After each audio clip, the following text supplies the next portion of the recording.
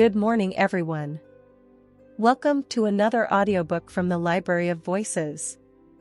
Today we are going to read Alice's Adventures in Wonderland by Lewis Carroll. Chapter 2. The Pool of Tears. Curiouser and curiouser, cried Alice. She was so much surprised that for the moment she quite forgot how to speak good English. Now I'm opening out like the largest telescope that ever was. Goodbye, feet. For when she looked down at her feet, they seemed to be almost out of sight, they were getting so far off. Oh, my poor little feet, I wonder who will put on your shoes and stockings for you now, dears? I'm sure I shan't be able. I shall be a great deal too far off to trouble myself about you. You must manage the best way you can. But I must be kind to them, thought Alice, or perhaps they won't walk the way I want to go. Let me see, I'll give them a new pair of boots every Christmas. And she went on planning to herself how she would manage it. They must go by the carrier, she thought, and how funny it'll seem, sending presents to one's own feet. And how odd the directions will look. Alice's right foot. Hearthrug. Near the fender. With Alice's love. Oh dear, what nonsense I'm talking. Just then her head struck against the roof of the hall. In fact, she was now more than 9 feet high, and she at once took up the little golden key and hurried off to the garden door. Poor Alice. It was as much as she could do, lying down on one side, to look through into the garden with one eye, but to get through was more hopeless than ever. She sat down and began to cry again. You ought to be ashamed of yourself, said Alice, a great girl like you, she might well say this, to go on crying in this way. Stop this moment, I tell you. But she went on all the same, shedding gallons of tears, until there was a large pool all round her, about 4 inches deep and reaching half down the hall. After a time she heard a little pattering of feet in the distance, and she hastily dried her eyes to see what was coming.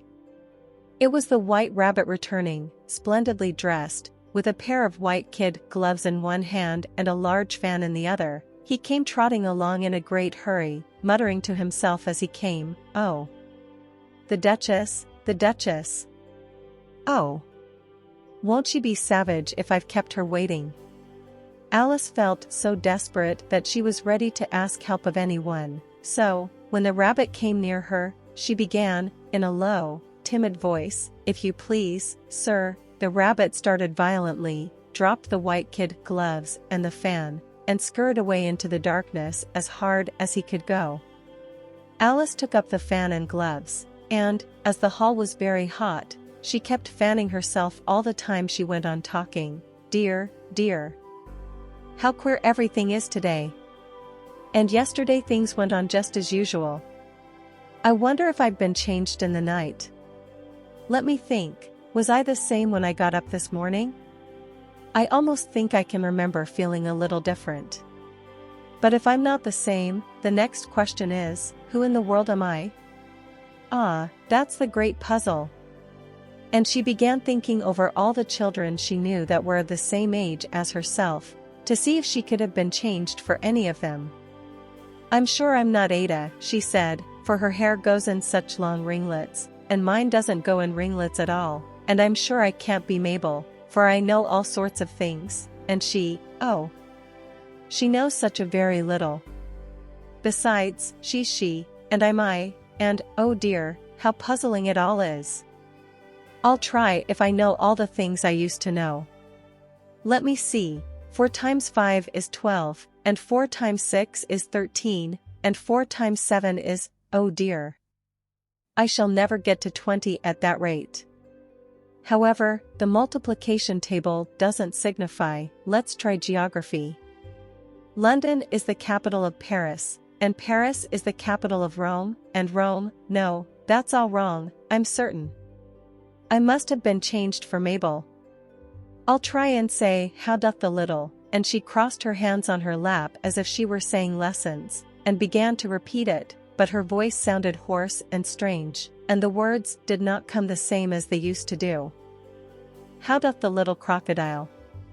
improve his shining tail, and pour the waters of the Nile on every golden scale. How cheerfully he seems to grin, how neatly spread his claws, and welcome little fishes in, with gently smiling jaws. I'm sure those are not the right words, said poor Alice, and her eyes filled with tears again as she went on. I must be Mabel after all, and I shall have to go and live in that poky little house, and have next to no toys to play with, and oh, ever so many lessons to learn. No, I've made up my mind about it. If I'm Mabel, I'll stay down here. It'll be no use their putting their heads down and saying, come up again, dear. I shall only look up and say, who am I then? Tell me that first, and then, if I like being that person, I'll come up. If not, I'll stay down here till I'm somebody else. But, oh dear, cried Alice, with a sudden burst of tears, I do wish they would put their heads down. I am so very tired of being all alone here. As she said this, she looked down at her hands, and was surprised to see that she had put on one of the rabbit's little white kid gloves while she was talking. How can I have done that, she thought. I must be growing small again. She got up and went to the table to measure herself by it, and found that, as nearly as she could guess, she was now about 2 feet high, and was going on shrinking rapidly. She soon found out that the cause of this was the fan she was holding, and she dropped it hastily, just in time to avoid shrinking away altogether. That was a narrow escape, said Alice, a good deal frightened at the sudden change, but very glad to find herself still in existence. And now, for the garden, and she ran with all speed back to the little door, but, alas! The little door was shut again, and the little golden key was lying on the glass table as before. And things are worse than ever, thought the poor child, for I never was so small as this before, never. And I declare it's too bad, that it is. As she said these words, her foot slipped, and in another moment, splash! She was up to her chin in salt water. Her first idea was that she had somehow fallen into the sea, and in that case I can go back by railway, she said to herself.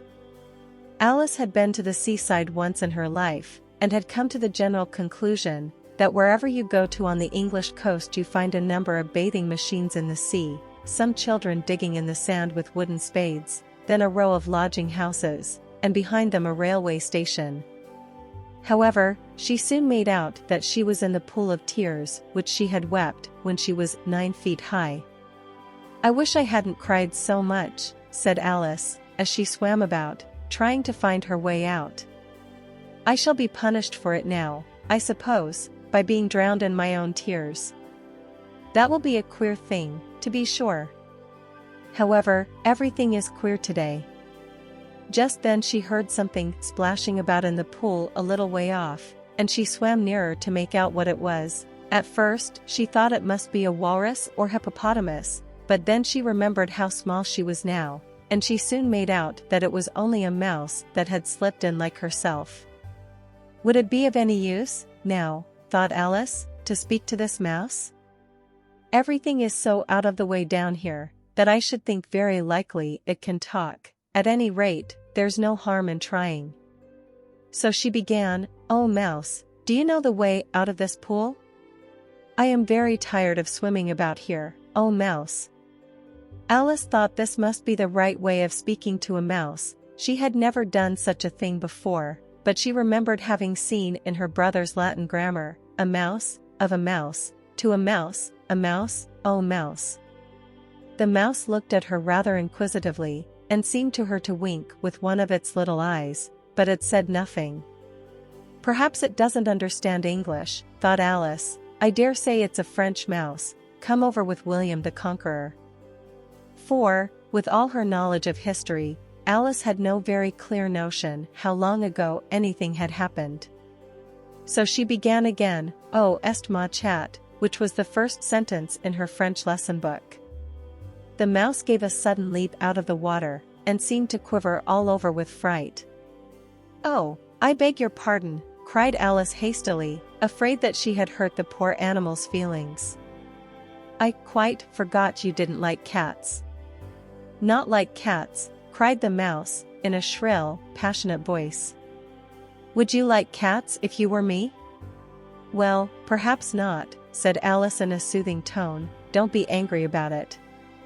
And yet I wish I could show you our cat Dinah. I think you'd take a fancy to cats if you could only see her. She is such a dear quiet thing," Alice went on, half to herself, as she swam lazily about in the pool, "and she sits purring so nicely by the fire, licking her paws and washing her face, and she is such a nice soft thing to nurse, and she's such a capital one for catching mice." "Oh, I beg your pardon," cried Alice again, for this time the mouse was bristling all over, and she felt certain it must be really offended.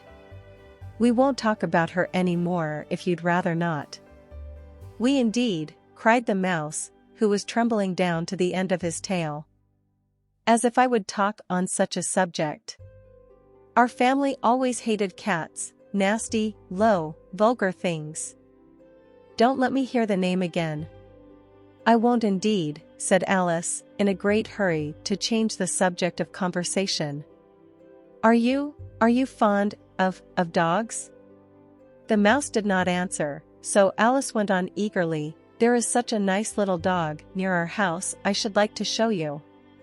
A little bright-eyed terrier, you know, with such long curly brown hair. And it'll fetch things when you throw them, and it'll sit up and beg for its dinner, and all sorts of things. I can't remember half of them, and it belongs to a farmer, you know, and he says it's so useful, it's worth £100. He says it kills all the rats, and oh dear," cried Alice in a sorrowful tone, "I'm afraid I've offended it again."